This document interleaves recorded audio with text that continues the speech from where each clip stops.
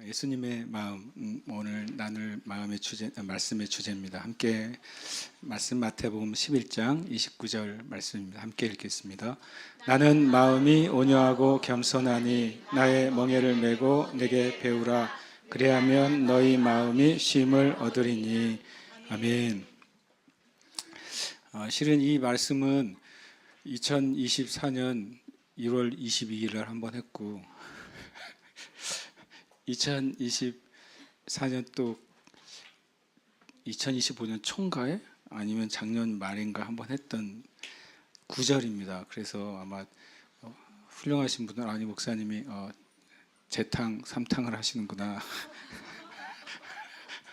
뭐 틀린 말은 아닙니다. 같은 말씀을 나누게 됐습니다.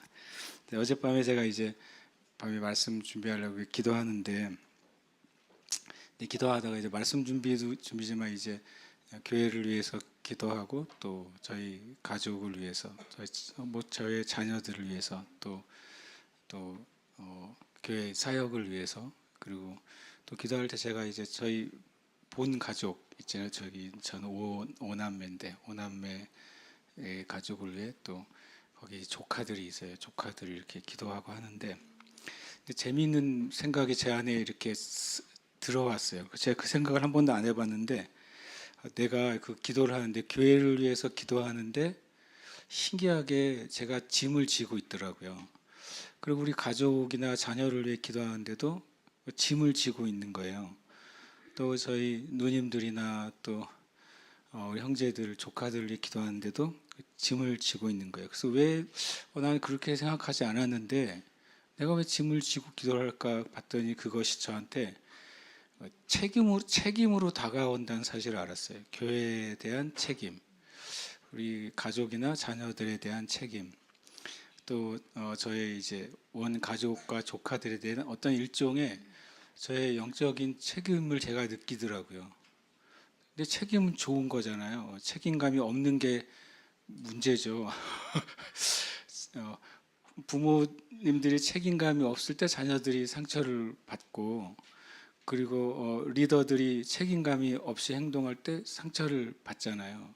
그런데 저한테 그 책임이 있는 거예요. 책임을 지지 않으려는 것은 좋은 것이지만 책임만으로는 해결되지는 않잖아요. 책임감을 가지고 있는 것만은 해결되지 않고 더 나아가서 우리 자신이 때로는 어떤 책임감을 가지고 엄청 열심히 살아가고 행동합니다. 실은 그 책임을 내가 지기 위해서 그것은 좋은 것인데 오히려 예수 믿는 사람들이 책임감을 가지고 열심히 하다가 보면 오히려 예수님께 가지 않는 것이 교만이라는 사실을 어제 제가 깨닫게 됐어요.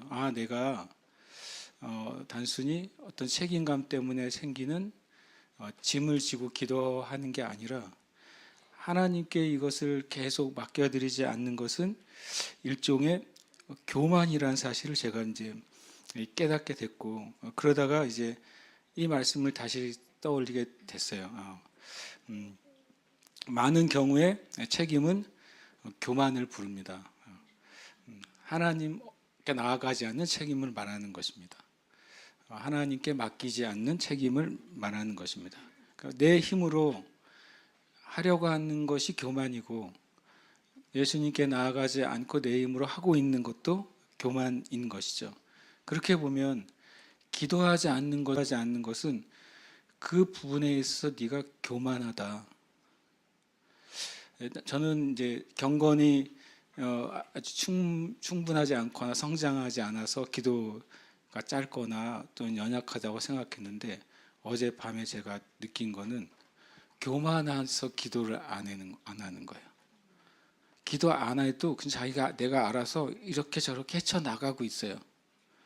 기도하고 하나님께 묻고 지혜를 구하지 않아도 그냥 내가 이러저러하게 하고 있어요. 그래서 약간 그 부분을 가지고 기도하는 게 귀찮아요.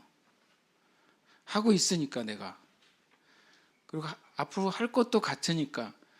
그래서 제가 어젯밤에 되게 깨달았어요. 기도하지 않는 게 교만이구나. 하나님의 말씀만으로 들어가지 않는 것도 놀랍게도 숨어있는 교만이구나. 기도하지 않고 하나님의 말씀을 살피지 않으면 표현은 그러지만 내 생각 안으로 계속 들어가는 거예요. 기도하면 하나님의 생각을 받으면 내가 그렇게 갈 필요가 없어요. 또 생각하다 보면 또 이런 첫 번째, 두 번째, 세 번째가 떠오르잖아요. 그럼 또 그걸 또 생각해요, 우리는요. 그래도 생각하다 보면 또 그거를 잘하려고 또 많은 생각을 해요. 그런데 만약에 우리가 내 앞에 있는 어떤 과제에 대해서 하나님께 맡기고 기도하다 보면 하나님이 어떤 하나님의 생각을 주시면 생각을 할 필요가 없잖아요. 그냥 말씀 안으로 들어가서 내 앞에 있는 인생의 과제나 삶의 문제나 내가 해결해야 될 숙제나 선택해야 될 문제에 대해서 하나님의 말씀 안에 들어서 그것을 찾아서 그거를 딱 발견하면 다시 또 생각으로 들어갈 이유가 없잖아요. 유다가 왜 마지막에 실패했는지 어제 새로운 관점으로 제가 이해하게 됐어요. 어저께 밤에. 유다가 예수님을 은 30에 팔잖아요. 팔고 나중에 예수님이 재판받고 잡혀가신 걸 보고서 후회하잖아요. 그래서 뉘우치거든요. 유다가. 뉘우쳐가지고 그 돈을 들고 가서 돈자루를 들고 가서 제사장들과 사두개인들과 바리새인들에게 내가 의로운 자를 팔아넘겼다. 이거 내가 한 거 잘못한 거야. 이거 취소해 줘라고 말하니까 제사장들이 뭐라고 하냐면 네가 당하라 그래요. 네가 당하라. 되게 아픈 말이잖아요. 근데 유다가 왜 실패했냐면 그때 네가 당하라 했을 때 그때 이 문제를 하나님이 해결할 수 없다고 결론을 내린 거예요. 마음 안에. 하나님께 나아가면 내가 엄청난 죄를 지었는데 하나님께 나아가면 하나님이 이것을 용서해 주시거나 이 상황을 바꿔주실 거라는 결론을 못 내린 거예요. 그 제가 생각했어요. 유다 안에 우리 안에 있는 것처럼 엄청나게 깊은 교만의 결과가 자기가 해결한 거예요. 자기 죄를. 자기가 자기의 생명을 들여서 해결했다고 생각하는 거예요. 해결 안 됐잖아요. 제사장들이 네가 당해라고 말한 것을 정말 내가 해결하려고 가서 했더니 더 큰 죄를 지고 자기의 길로 갔잖아요. 베드로가 말합니다. 유다는 제 길로 갔다. 우리는 죽어서 하나님의 길로 가야죠. 자기 길로 가면 안 돼요. 우리는 죽어서 하나님 우리에게 주신 그 천국을 향한 길로 가야지. 자기 길은 우리 타락한 인생의 길, 심판의 길이고 지옥의 길이잖아요. 자기 길로 가버린 거예요. 그래서 제가 오늘 똑같은 구절을 2년 안에 세 번째 하는데 오늘 이 말씀을 통해서 저나 여러분이 예수님의 마음, 온유하고 겸손한 마음을 배우게 되길 축복합니다.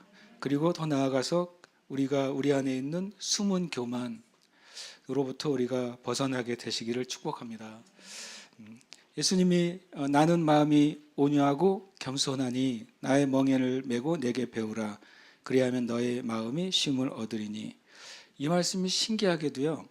성경에서 예수님의 입으로 예수님의 마음을 밝히신 유일한 문장이더라고요. 유일해요. 나는 마음이 이래라고 예수님이 말씀하신 게 많을 것 같아요. 생각보다. 그런데 우리가 예수님의 행동에서 예수님의 마음을 엿볼 수 있는 행동은 너무 많죠. 또 다른 사람이 예수님에 대해서 한 말을 통해 예수님의 마음이 어떤 건지 우리가 엿볼 수 있는 성경 구절은 굉장히 많습니다. 그리고 구약의 예언을 통해서도 예수님이 어떤 분이신지를 설명해 주는 구절은 정말 많아요. 그런데 예수님 자신에 대해서 직접 나는 마음이 이래라고 말씀하신 구절은 딱 이 구절 하나예요. 너무 감사하죠. 여러 구절 안 생각해도. 그런데 이게 진짜이기 때문에 그래요. 예수님이 다른 설명이 필요 없으신 거예요. 나는 마음이 온유하고 겸손하다. 나의 마음은 온유하고 겸손한 마음이야 라고 그냥 명확하게 다른 설명이 필요 없는 단어로 명확하게 말씀하셨어요. 우리가 아는 것처럼 이 말씀은 28절, 29절, 30절로 이어져요. 이 말씀의 확대번역 성경을 이렇게 직역을 하면 이렇게 됩니다. 수고하고 무거운 짐을 진 사람들은 모두 내게로 오라. 내가 너희에게 쉼을 주겠다. 내가 너희의 영혼을 쉬게 하고 너희를 위로하며 새롭게 하겠다. 내 멍에를 메고 내게 배우라. 나는 마음이 온유하고 겸손하니 너희 영혼이 쉼을 얻을 것이다. 평안과 위로, 새 힘과 복된 고요함을 누리게 될 것이다. 내 멍에는 유익하고 선하며 거칠거나 무겁거나 날카롭거나 억압적이지 않고 편안하고 친절하며 즐거운 것이며 내 짐은 가볍고 쉽게 질 수 있을 것이다 라고 주님이 말씀한 겁니다. 주님이 직접적으로 예수님의 마음이 어떤 것인지 말씀하고 있습니다. 여기서 마음이 쉼을 얻는다. 뉴 킹 제임스 버전은 Your souls라고 되어 있어요. 너희의 혼이라고 표현합니다.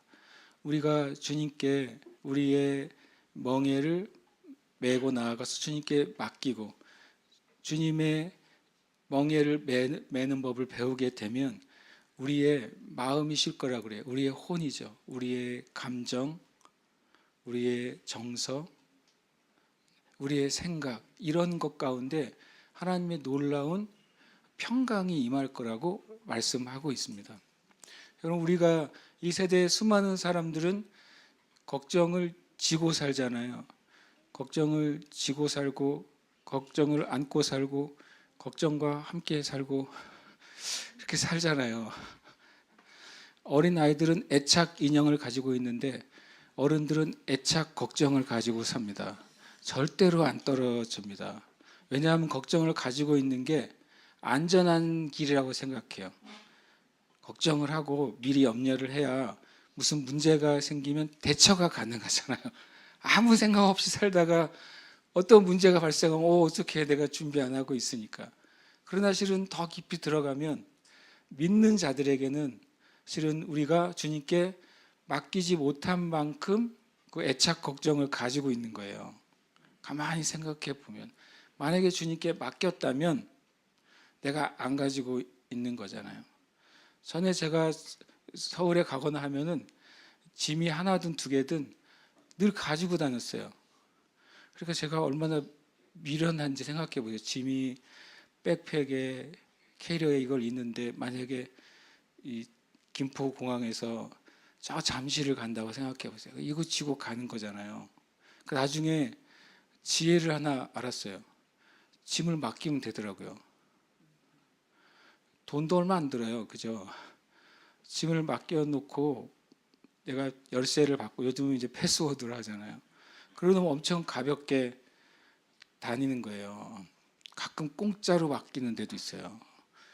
김포공항에 롯데몰에 가면 맡겨줘요. 공짜로. 쇼핑한다 그러고 맡기면 하루 종일도 맡아줘요. 제가 짐을 넣었다고 생각하면 그 다음에 제가 백팩을 매는 수고를 안 해도 되잖아요. 캐리어를 여기저기 길 끌고 다니는 수고를 안 해도 되잖아요.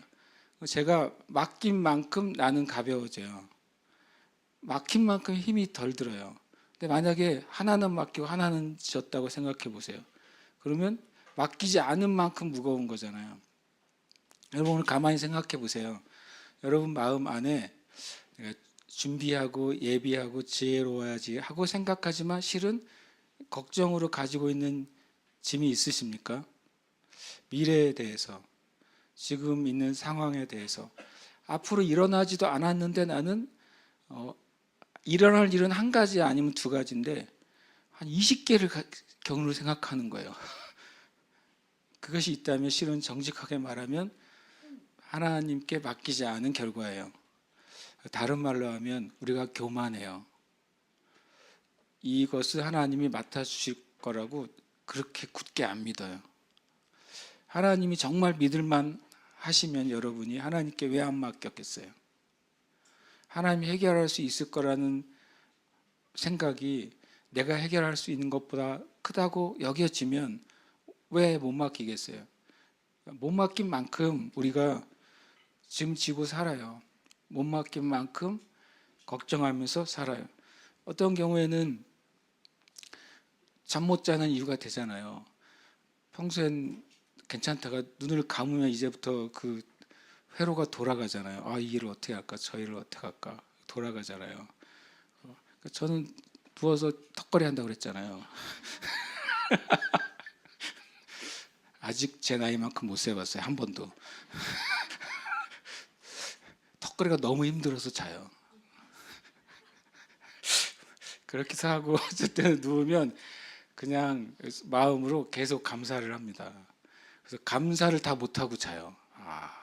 안타까워요. 감사할 게 너무 많은데 다 못 끝내. 감사를 다 못 끝낸 상태에서 어느새 잠이 자요.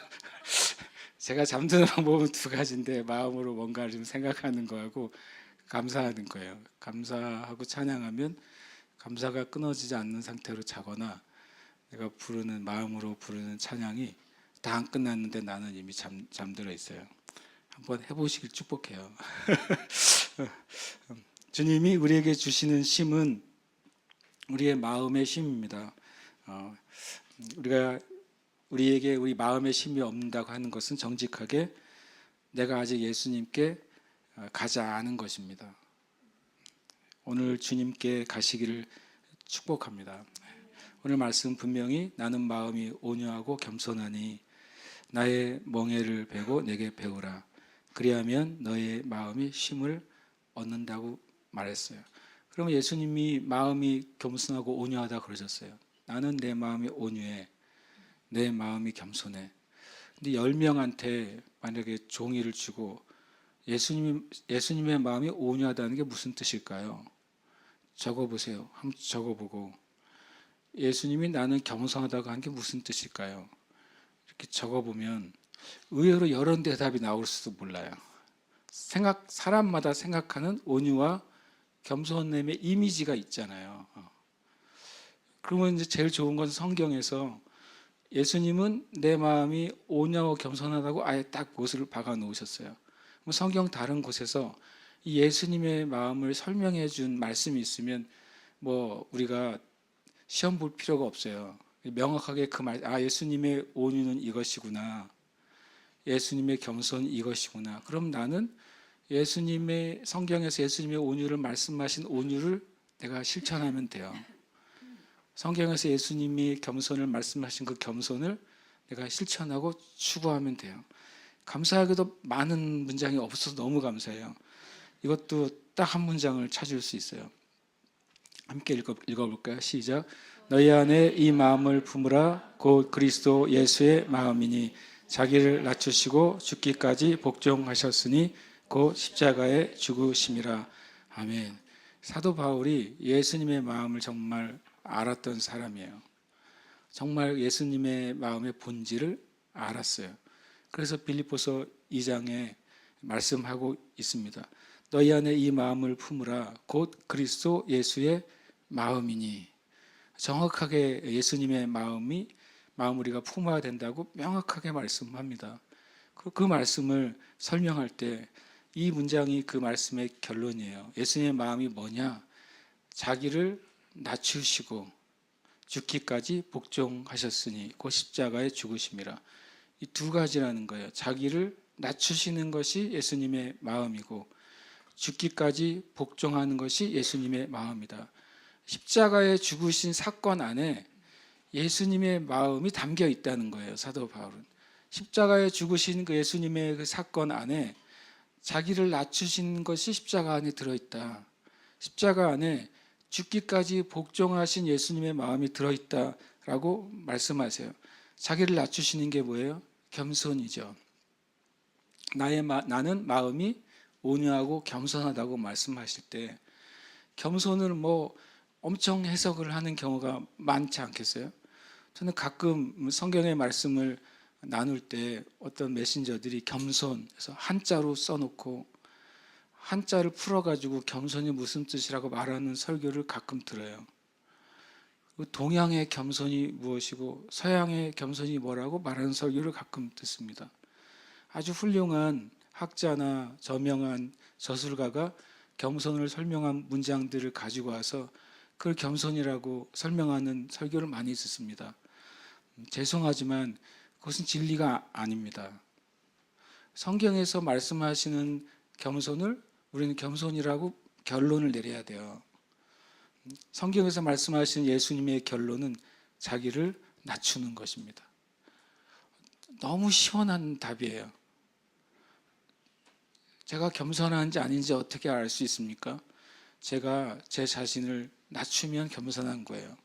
근데 사람들 앞에서나 어떤 문제 앞에서나 내가 나를 높이고 뽐내고 다른 사람은 업신 여기고 내 주장이 옳다고 끝까지 주장하고 그러면 나는 겸손하지 않은 거예요.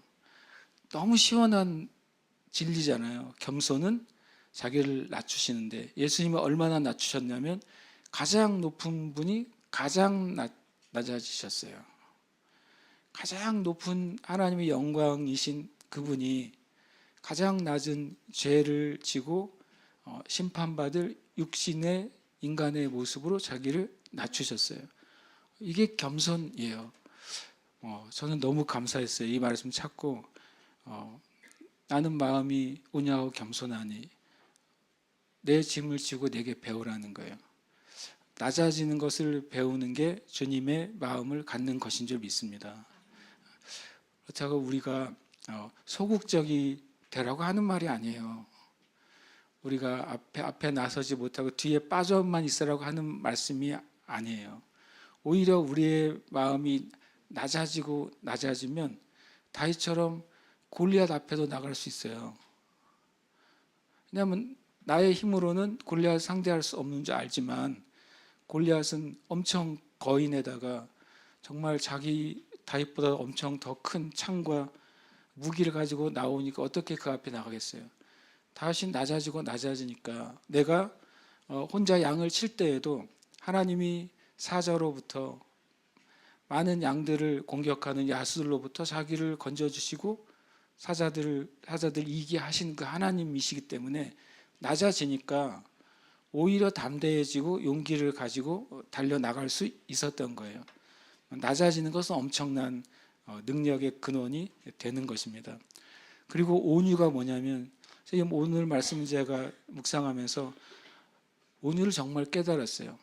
온유함은 복종하는 거예요. 왜 온유가 복종이냐? 온유를 영어로 보면 친절하다, 부드럽다 이렇게 되어 있거든요. 내가 어떻게 친절하고 부드럽게 매사에 있을 수 있냐면 내 안에 계신 성령님께 복종하면 그게 되는 거예요.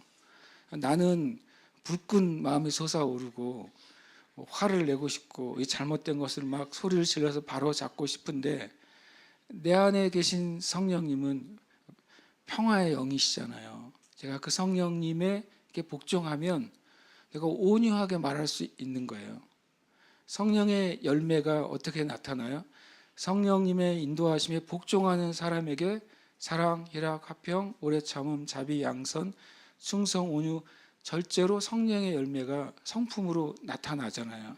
결국에는 예수님께서 성령님께 또 하나님의 뜻에 온전히 복종하시니까 예수님은 온유하신 거예요. 온유하신 그 예수님이 온 세상을 다스리십니다. 온유하신 예수님이 심판주로 오십니다. 하나님 뜻에 온전히 복종하기 때문에 그것은 하나님의 마음과 합하게 되는 겁니다.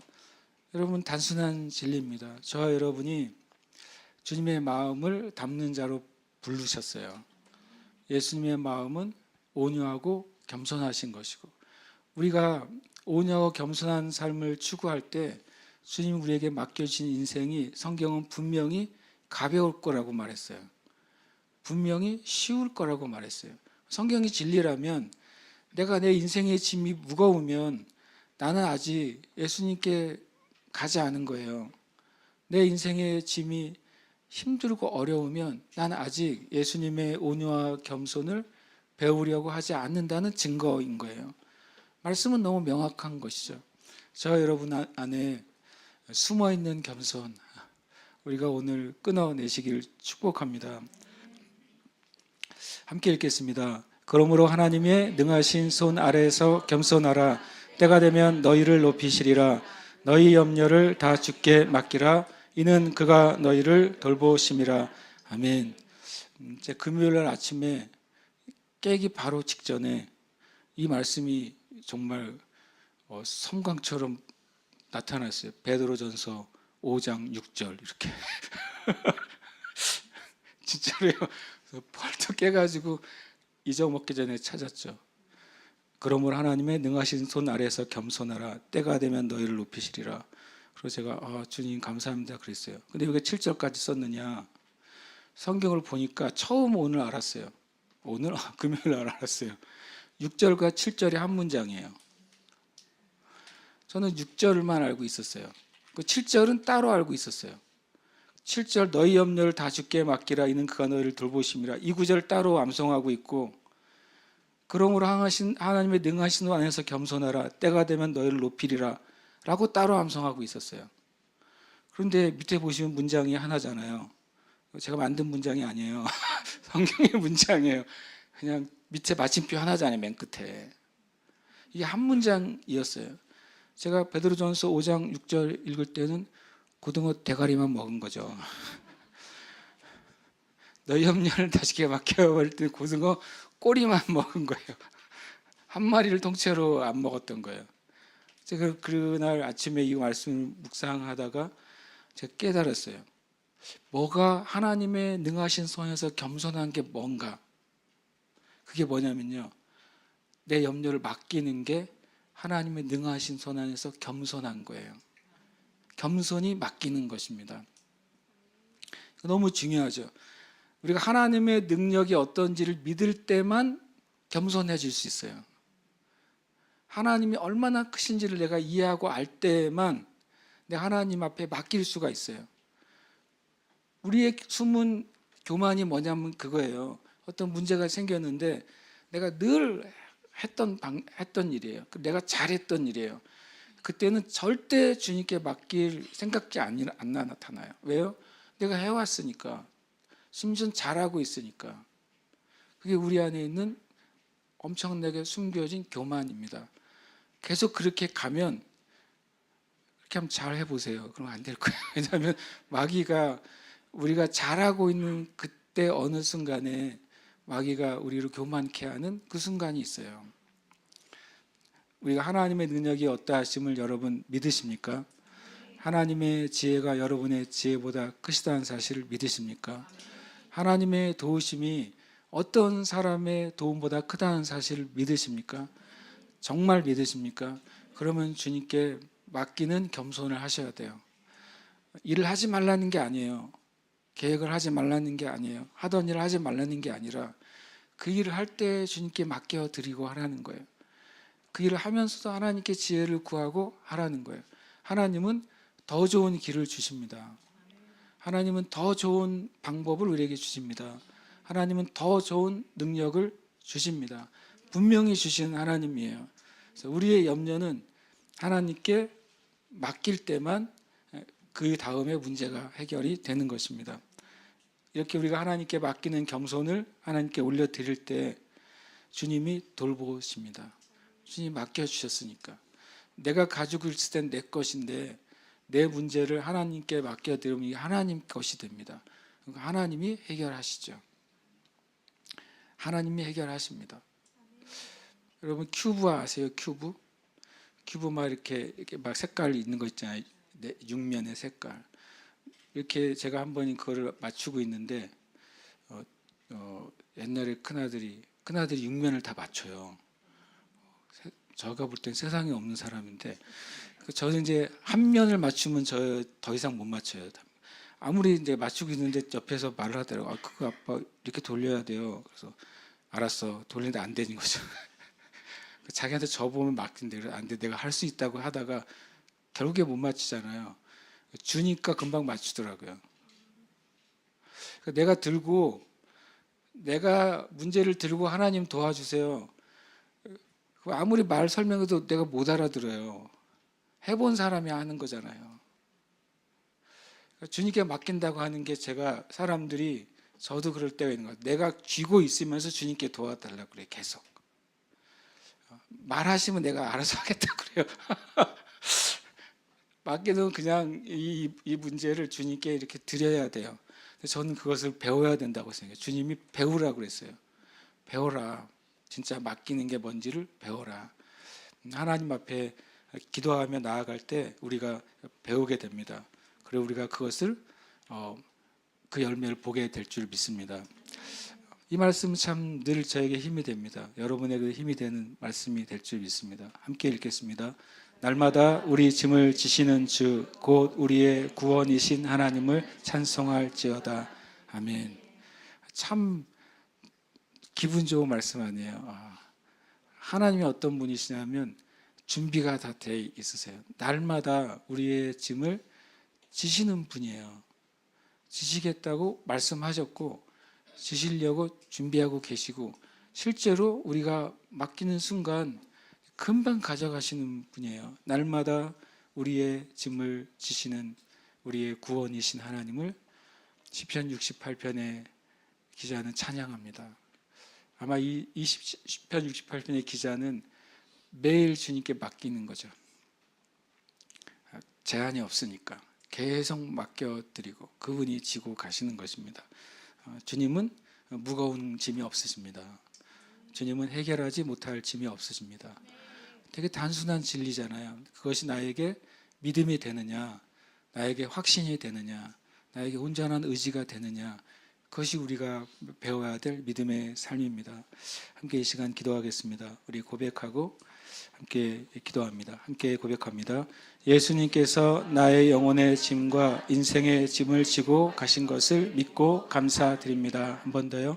예수님께서 나의 영혼의 짐과 인생의 짐을 지고 가신 것을 믿고 감사드립니다. 아멘. 고백합니다. 하나님의 능력을 믿으며 염려를 맡길 때 나는 하나님의 돌보심 안에 있습니다. 아멘. 한 번 더요. 하나님의 능력을 믿으며 염려를 맡길 때 나는 하나님의 돌보심 안에 있습니다. 아멘. 고백합니다. 하나님이 맡기시는 짐은 나를 도우시고 나를 지고 가시는 은혜임을 믿습니다. 아멘. 한 번 더요. 하나님이 맡기시는 짐은 나를 도우시고 나를 지고 가시는 은혜임을 믿습니다. 아멘. 우리가 이것을 우리가 임으로 우리 이름을 넣어서 고백하고 기도할 텐데요. 제가 교부들이 초대 교부들이 주석한 주석을 읽다가 이 문장에서 오늘 말씀에 이런 글이 있어서 참 은혜롭다 생각했어요. 이렇게 돼 있습니다. 초대 교부들이 오늘 말씀을 해석할 때 이렇게 시처럼 적어놨어요. 오 짐진 이들에게 힘을 북돋아 주시는 참으로 기분 좋은 무게예요. 세상 주인들의 짐은 종들의 힘을 점점 더 빠지게 하지만 그리스도의 짐은 그 짐을 진 이들을 오히려 도와줍니다. 우리가 은총을 지고 가는 것이 아니라 은총이 우리를 지고 가기 때문입니다. 우리가 은총을 돕는 것이 아니라 우리를 도우려고 은총이 우리에게 주어진 것입니다. 주님이 우리에게 주신 짐은 실은 알고 보면 그 주님의 짐이 우리를 지고 갑니다. 그 짐이 실은 은혜로 우리를 인도해 가시는 줄 믿습니다. 우리가 함께 우리의 이름을 넣어서 고백하고 마음에 정말 시원치 않은 것이 있다면 주님께 그냥 던지세요. 주님, 제가 이것을 주님께 드립니다. 주님께 맡깁니다. 고백으로부터 시작됩니다. 고백은 우리에게 믿음이 되는 줄 믿습니다. 함께 이 시간 고백하고 기도하겠습니다. 예수님께서 고운령의 영혼의 짐과 인생의 짐을 지고 가신 것을 믿고 감사드립니다. 하나님의 능력을 믿으며 염려를 맡길 때 고운령은 하나님의 돌보심 안에 있습니다. 하나님이 맡기신 짐은 고운령을 도우시고 고운령을 지고 가시는 은혜임을 믿습니다. 아멘.